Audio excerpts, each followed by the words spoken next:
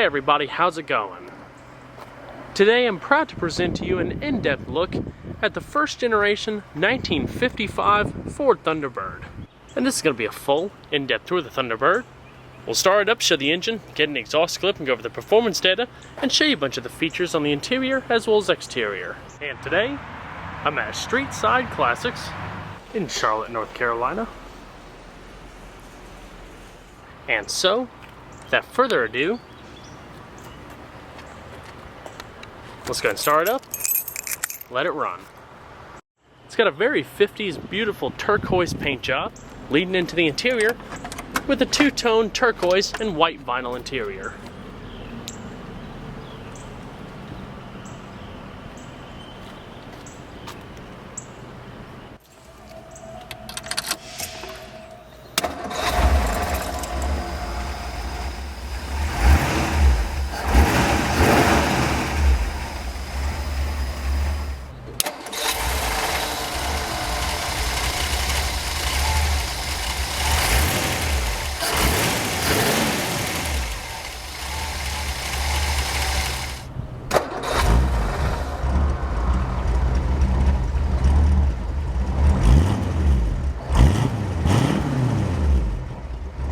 This vehicle comes with Ford's optional Master Glide power assisted steering system.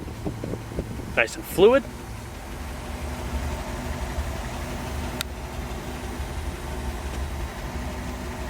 As well as the Swift Sure Ford power braking system. There were several transmission choices available for the Thunderbird, including several manual transmissions as well as automatic transmissions. This particular one comes with the 2-speed Ford-O-Matic automatic transmission with low gear selection. You could also get a 3-speed manual, a 4-speed manual, and if my memory serves me correct, a 3-speed automatic as well. I believe it was called the Cruise-O-Matic, but don't quote me on that one. And we'll go ahead and cut on the headlamps. It does have power windows. Very quick. And we'll go ahead and check out the exterior, shall we? When the Thunderbird was first introduced in 1955, it came standard with a removable fiberglass hardtop. This particular one is the optional soft top configuration and retailed for around $2,700. You had a standard 292 cubic inch V8 producing just under 200 horsepower, and you can also get your several variant choices of automatic as well as manual transmissions. There were around 16,000 unit or Thunderbirds sold in 1955. The name Thunderbird was actually derived from the god worshipped by southwestern Native Americans known as bringing rain and prosperity. It had European styling with American flavor as far as comfort, convenience, and power from its V8 engine goes.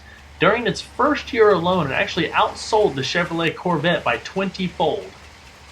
And thus writing itself into the history books as one of the most well-known and well-recognized cars of the 50s. The wheel and tire combination is exactly what you would find coming from the factory back in 55. Large white walls, 15-inch steel wheels, and aluminum wheel covers. Smooth lines from his fiberglass body tapering into little fins in the rear. We'll show that a little bit more in just a second. That beautiful 50s script and a broad deck lid where that top soft top will bolt in. And that aggressive front end with hood scoop as well as the headlamps jutting off the front ends.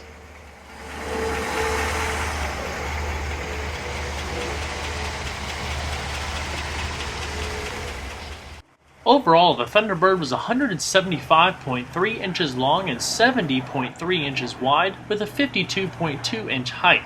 Total curb weight was around 3,260 pounds.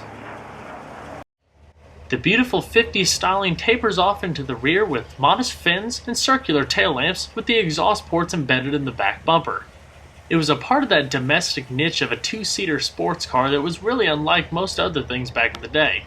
Your reverse lamps are located right above those tail lamps. A little close up on the exhaust there.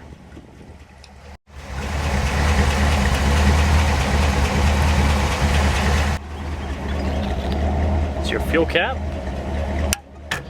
as well as your trunk lock. Go ahead and pop the hood. This particular Thunderbird comes with Ford's 292 cubic inch small block V8. 2 valves per cylinder with a Holley 4-barrel carburetor, put out around 198 horsepower at 4,400 RPM and 285 foot-pounds of torque at 2,500 RPM.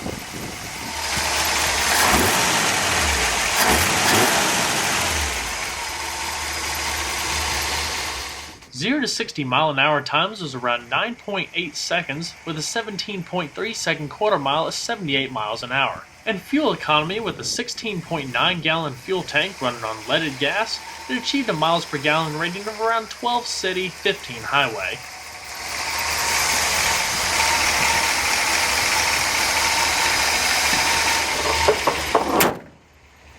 The vehicle also featured a whole list of power options that you wouldn't expect in a vehicle in 1955. Going across the door panel, there's plenty of padded trim, giving that little bit of extra luxury touch, with your stitched vinyl padded armrests going up the top, and your dark green padding going around the dash. With this textured aluminum pattern, a key theme for the dash, not to mention your anodized aluminum trim also, working up a little bit of extra polished bright work. You have your power windows down below, as well as the 4 power away bench seat up front.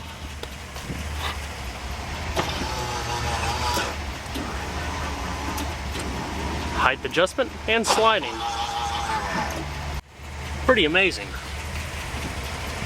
It is a smaller car, so too many people over 5 feet or 6 feet might have a little bit of a hard time getting in, but back then everything was all about style versus practicality. Anodized aluminum scuff plates. The seats are quite soft and are in fantastic shape. Flip it back, and under this rear vinyl cover is your manual soft top. And let's go ahead and see if she sounds.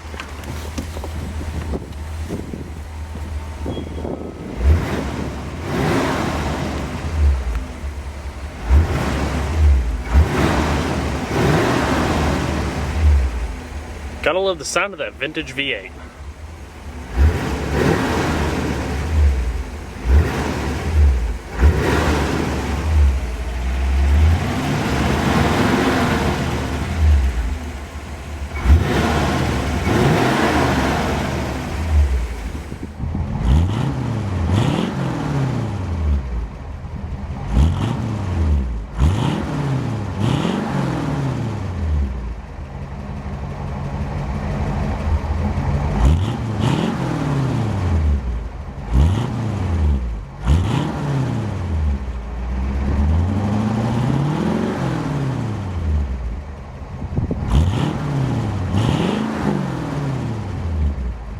Go ahead and shut her up.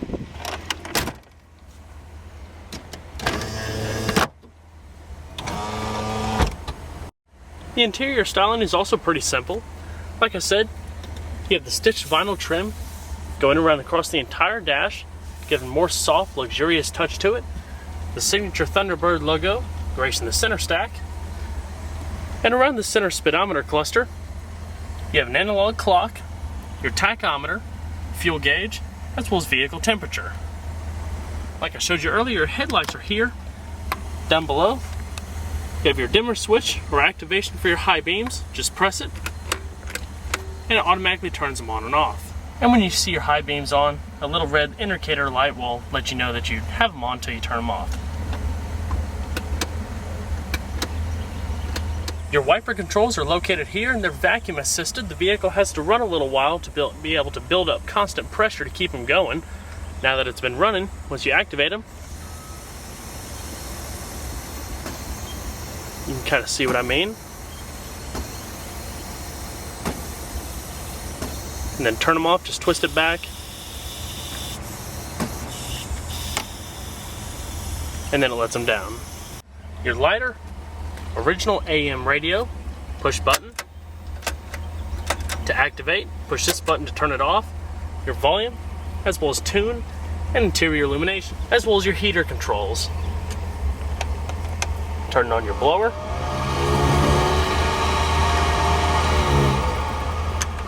defrost, heat, activation of your right air, as well as adjusting the temperature. You activate your left air control over here.